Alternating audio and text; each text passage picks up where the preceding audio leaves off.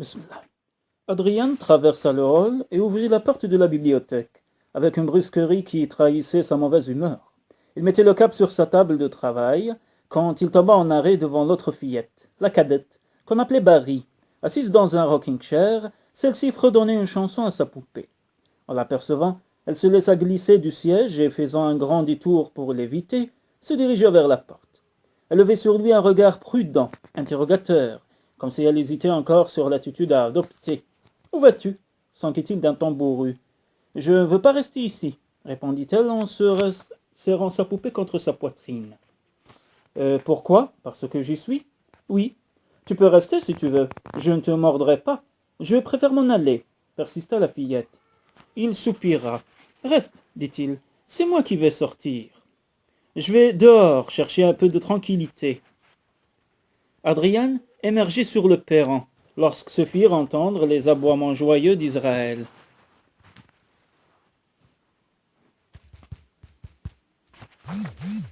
De la colline avoisinante, il aperçut alors l'animal qui gambadait aux côtés du jeune Fletcher. Ce dernier s'évertuait à lancer un cerf-volant, mais le chien bondissait pour en attraper la queue. Chaque fois que le losange du papier s'élevait du sol, Fletcher agita un index réprobateur sous le museau du chien, et Adrien ne put réprimer un sourire devant cette scène cocasse. Leur tournant le dos, il prit la direction des écuries avec l'intention de sceller son cheval pour une longue promenade qui le délasserait un peu. Il avait passé la bride à la bête et s'emparait du tapis de sel quand une voix s'éleva dans son dos. « Vous scellez votre cheval sans l'avoir brossé ?» Si cette voix ne lui était pas inconnue, ses inflexions hautaines ne manquèrent pas de le surprendre. « Petit prétentieux » songea-t-il. Il se retourna pour considérer le gamin, accoudé sur la porte de la salle, qui le fixait d'un œil bleu et pénétrant. « Je te croyais en train d'essayer ton cerf-volant, » répondit Adrien. « Que viens-tu faire ici ?»« J'ai préféré venir vous voir, de toute façon Israël m'empêche de jouer. Tu n'as qu'à l'enfermer dans une de tes stalles. »« Je préfère vous regarder, » insista Fletcher. « Vous allez vraiment le sceller comme ça? Et s'il a des piquants dans son poil? Tu m'as déjà posé la question. Ma mère dit qu'il vaut mieux poser 2 fois la même question, plutôt que de risquer de se tromper. Eh bien alors, adresse-toi à elle, puisqu'elle a la réponse à tout. Pourquoi? Et toi, pourquoi me poses-tu toutes ces questions? Ma mère dit qu'il est toujours bon de poser des questions. Cela évite que les autres pensent que l'on connaît toutes les réponses. » Adrien soupira. « Existe-t-il une chose que ta mère ne sache pas ?» Le jeune garçon sourit. « Oui, elle ne sait pas faire les petits pains en rang. Même les chiens n'en veulent pas. » Adrien contracta les mâchoires, se disant que sa promenade semblait fortement compromise. Y avait-il un endroit que ces jeunes troublions n'avaient pas envahi? Il retira la bride de son cheval. « Vous avez changé d'idée ?»« Oui. Voulez-vous que je le fasse travailler votre place ?»« Non, je ne le veux pas. Ce que je veux, c'est que tu te tiennes à l'écart de moi et de cet animal. Il m'a coûté bien trop cher pour être monté par un enfant. »« Je sais monter, » déclara le garçon avec assurance, « et je connais bien les chevaux. Je me suis aperçu dès la première monte que votre hongre était plein de fougue. »« Dès la première quoi ?»« Monte. Et quand l'as-tu monté ? » ?»« Ce matin. »« Je te défends de monter cette bête. Dorénavant, est-ce clair ?» Parcourant l'écurie des yeux, Fletcher repéra 2 chevaux d'attelage, mais aucun autre cheval de selle. « Mais alors, lequel vais-je monter ? » ?»« Celui que tu auras acheté, » rétorqua le jeune homme en tournant les talons. Alors qu'il se dirigeait vers la maison, il jeta un coup d'œil en arrière pour voir si le garçon le suivait. Apparemment pas, ce qui l'amena à se demander si, après avoir été vertement tensé, Fletcher aurait l'audace de lui désobéir. Il n'avait pas intérêt. Contournant la demeure, il aperçut les longues boucles de Barry étinceler au soleil. Assise sur la plus basse marche du perron, elle berçait sa poupée. Avisant Adrien qui se dirigeait vers elle, elle se leva précipitamment et monta les degrés. Elle avait presque atteint la porte quand, se voyant rejointe, elle fit courageusement face, le menton dressé. « Allez-vous tordre le cou de maman ?» demanda-t-elle. Surpris, Adrien haussa les sourcils. « Qu'est-ce qui te fait croire que je vais lui tordre le cou ?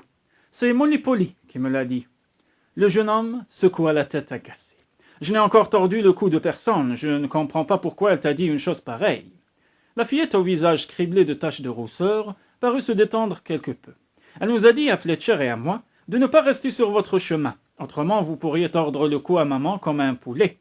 Elle a dit autre chose, mais je me rappelle plus. Très bien. Adrian entra dans la maison en hurlant « Molly !» Cette dernière prit tout son temps avant d'apparaître. Appuyée sur son balai, elle s'enquit d'un air ennuyé. « Vous m'avez appelé ?»« Oui, j'ai assez de soucis à voir en ma maison transformée en nurserie, sans que vous rendiez la situation plus difficile qu'elle ne l'est déjà. Je ne comprends pas un mot de ce que vous dites. Ne faites pas l'idiote avec moi. Vous savez très bien de quoi je veux parler. Pourquoi avez-vous dit à ces garnements que je tordrais le cou à leur mère? Et si je le trouvais sur mon chemin? Parce que vous l'avez dit vous-même. Et alors, est-il nécessaire de répéter tout ce que je dis? Seulement lorsque je vois les veines de votre cou prêtes à éclater, comme c'est le cas en ce moment. Sinon je suis muette comme une carpe. Il poussa un soupir excédé. Un de ces jours, vous allez me pousser à bout, Molly. Et ce jour-là, 6 hommes ne suffiront pas pour m'empêcher de vous étrangler. La cuisinière s'esclaffa. À d'autres, vous êtes comme votre grand cabot. Vous aboyez, mais vous ne mordez jamais. Et ces enfants ne tarderont pas à s'en apercevoir. Vous faites partie de leur vie, que vous l'acceptiez ou non.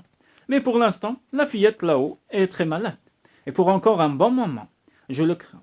Il va lui falloir beaucoup de soins et d'attention. Non seulement vous n'avez rien à perdre à vous montrer aimable, mais ce sera plus facile pour vous au lieu de vous comporter comme la dernière des bourriques. C'est moi que vous traitez de bourrique? Je ne vois personne d'autre ici. Pour Adrian, ce fut comme s'il avait reçu un baquet d'eau glacée sur la tête. Hagard, il regarda la cuisinière retourner à ses occupations. Si on lui avait demandé pourquoi il acceptait que cette Maritorne lui tînt le dragée haute, il n'aurait su répondre. Et il était bien forcé d'admettre qu'elle avait raison. Bon gré et mal gré, Maggie et ses enfants faisaient partie de son existence. Alors, puisqu'il n'avait pas le choix, autant savoir où cette aventure allait le mener. Après le déjeuner, il prit fermement Maggie par le coude et l'entraîna dans la bibliothèque pour avoir avec elle un entretien sérieux. En surprenant le regard accusateur de Barry, elle réprima un sourire. « Ne t'inquiète pas, je ne vais pas l'étrangler, pas encore. » Puis ayant soigneusement refermé la porte derrière eux, il déclara sans préambule. « Je veux que vous me parliez de votre mari. Je veux tout savoir à son sujet, et je veux l'entendre maintenant. J'ai le droit de savoir. »« Naturellement, » répondit la jeune femme. « Je m'étonne même que vous ne l'ayez pas demandé plus tôt. » Adrian serra les poings, préférant ignorer le sarcasme. « Comment est-il mort? » « Il a été précipité du haut d'une falaise. Voulez-vous dire qu'il a été assassiné? »« Oui, » acquiesça-t-elle, le regard lointain. Ce n'est pas ce qu'ont conclu les autorités, mais il était trop bon cavalier, et il connaissait trop bien la route d'Édimbourg pour pousser sa monture au bord de la falaise. Pourquoi aurait-on voulu sa mort? C'est une très longue histoire, dit-elle d'une voix lasse. Je vous écoute. Maggie laissa échapper un soupir. Il lui avait fallu tellement de temps pour accepter la mort de Bruce, et voilà qu'Adrian lui demandait de rouvrir ses anciennes blessures. Mais c'était son mari à présent, et le passé ne comptait plus, ou du moins ne devait plus compter. Elle évoqua donc ses déboires avec Adair Ramsay, les revendications de ce dernier sur le domaine et le titre n'omettant rien jusqu'à la mort de Bruce et la spoliation dont Fletcher avait été victime. Ainsi votre fils a perdu son titre. Oui. Pensez-vous sa vie en danger? Je l'ai cru au début, et je le croirais encore s'il était resté en Écosse, mais je le sais en sécurité sur le continent américain. En quoi votre venue en Amérique changerait-elle quelque chose? L'Écosse est très loin de la Californie. À présent qu'Adair Ramsay a obtenu ce qu'il voulait, et aussi longtemps que nous resterons loin de lui, je pense que nous serons tranquilles.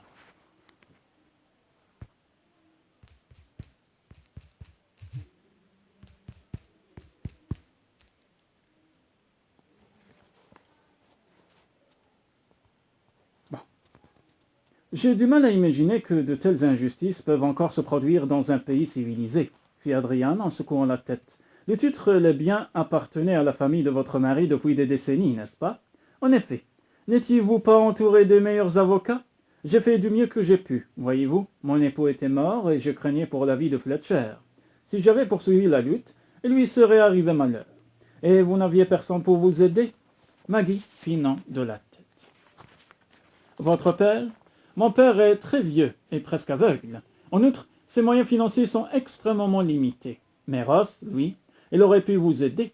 Oui, il me l'a proposé, mais je ne pouvais le laisser se compromettre dans une telle affaire. Adair Ramsay aurait pu s'en prendre à sa famille. Je n'avais personne sur qui m'appuyer vraiment, conclut-elle d'une voix tremblante, les yeux embués de larmes. Pour la première fois, Adrian prenait la pleine mesure des épreuves que la jeune femme avait dû affronter en Écosse. C'est pourquoi vous avez accepté la proposition de Ross de m'épouser. Oui, à ce moment-là, cela m'a paru la meilleure solution. Et maintenant ?» Elle se leva brusquement. « Ne me posez pas cette question à présent que je vous connais, » répliqua-t-elle, les joues mouillées de larmes. « Je ne pourrai pas vous répondre. Pourquoi donc ? Parce que mon cœur me l'interdit, » lança-t-elle en se précipitant hors de la bibliothèque. La jeune femme partit.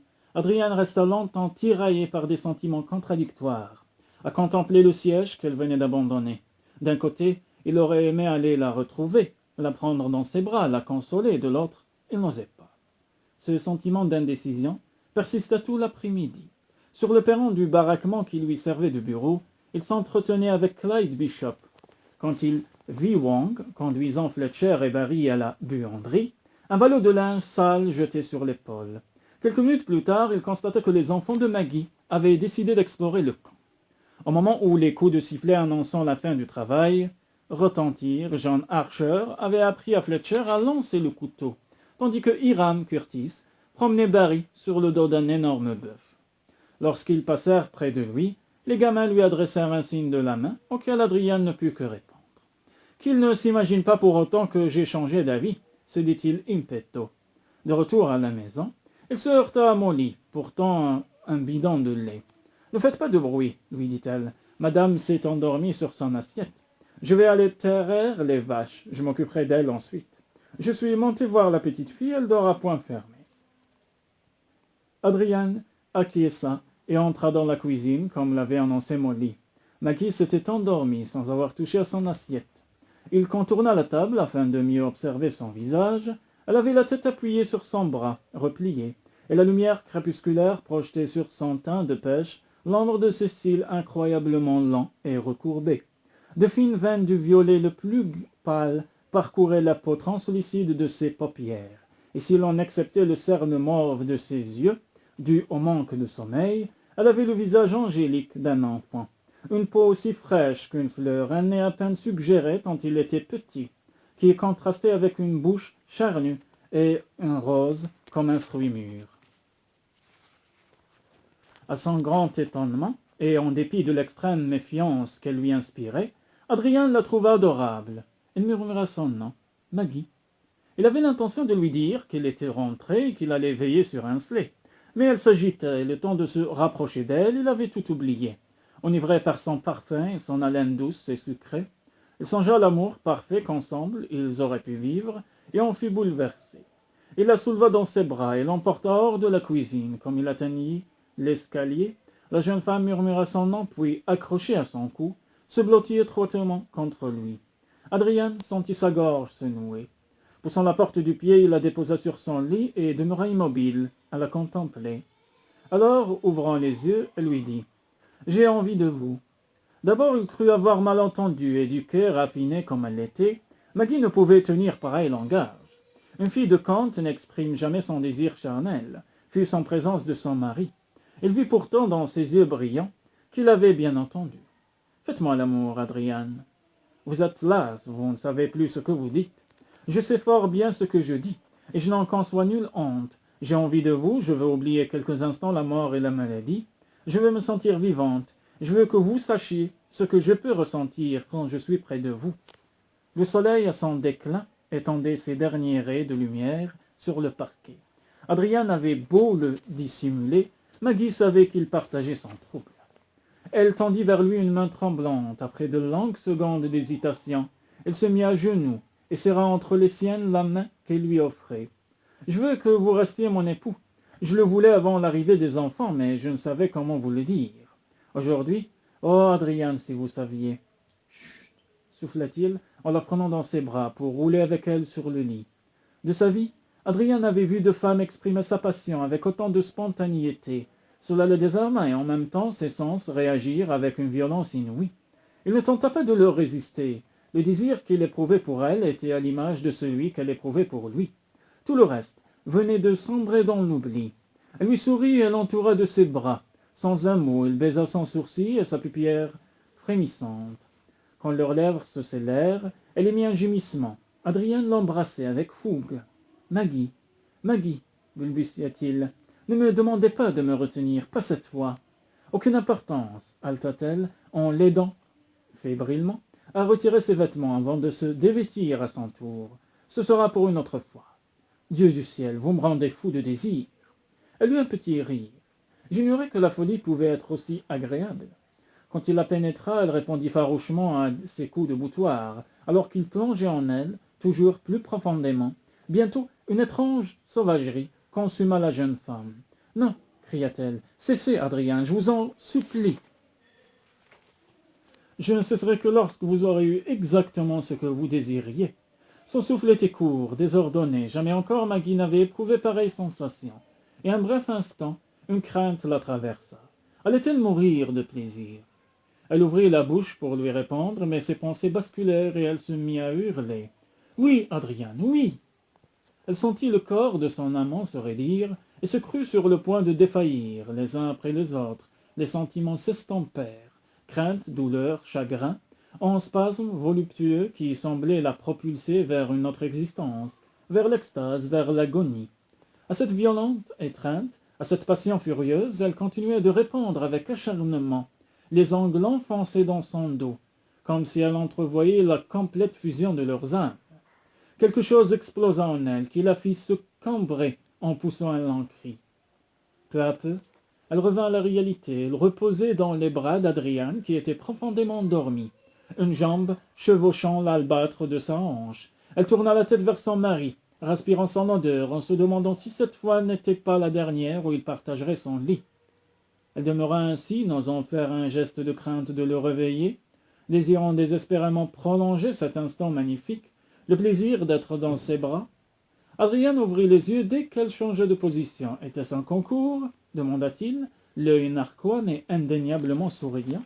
« Je ne le crois pas, » répliqua-t-elle amusée. « Pourquoi? Avez-vous le sentiment d'avoir participé à une épreuve?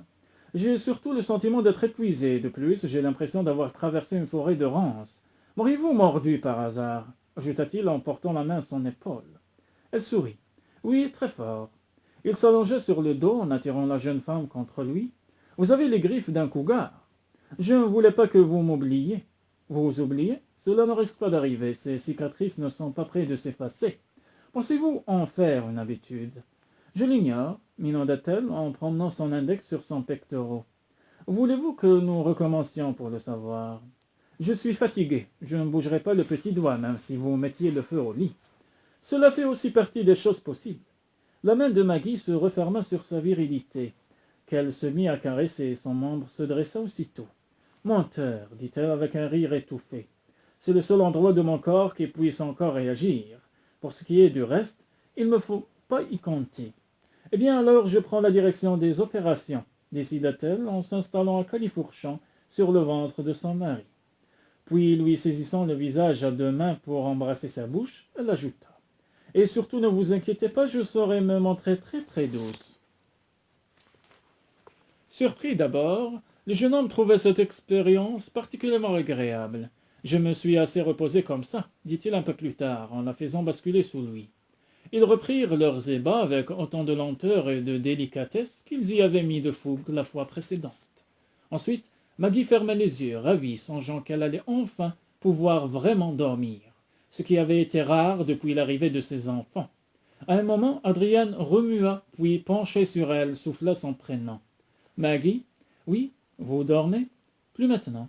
Pensez-vous vraiment ce que vous disiez? » Elle s'étira, soupira, battit des paupières. « Quand vous disiez que vous m'aimiez. »« Oui, je le pensais, mais il faut dormir à présent. »« Jamais de la vie, répliqua-t-il, en l'enlaçant. »« Maggie, ma douce, comment pouvez-vous me demander de dormir après ce que vous venez de me dire ?»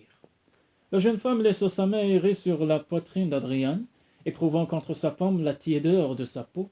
Les battements de son cœur semblaient s'accélérer à chaque respiration. Sur sa chair, elle sentit glisser la paume brûlante de son mari. S'attarder en des lieux secrets, le visage d'Adrien se pencha sur le sien, et leurs lèvres se cherchèrent, s'unirent. « Mais qu'en est-il de vous » murmura-t-elle, après qu'ils eurent échangé un long et tendre baiser. Il sourit. « Douce Maggie, comment pouvez-vous me demander si je vous aime, en un instant comme celui-ci? Ne voyez-vous pas tout le plaisir que j'ai à vous caresser ?» Cette réponse ne satisfit pas totalement la jeune femme.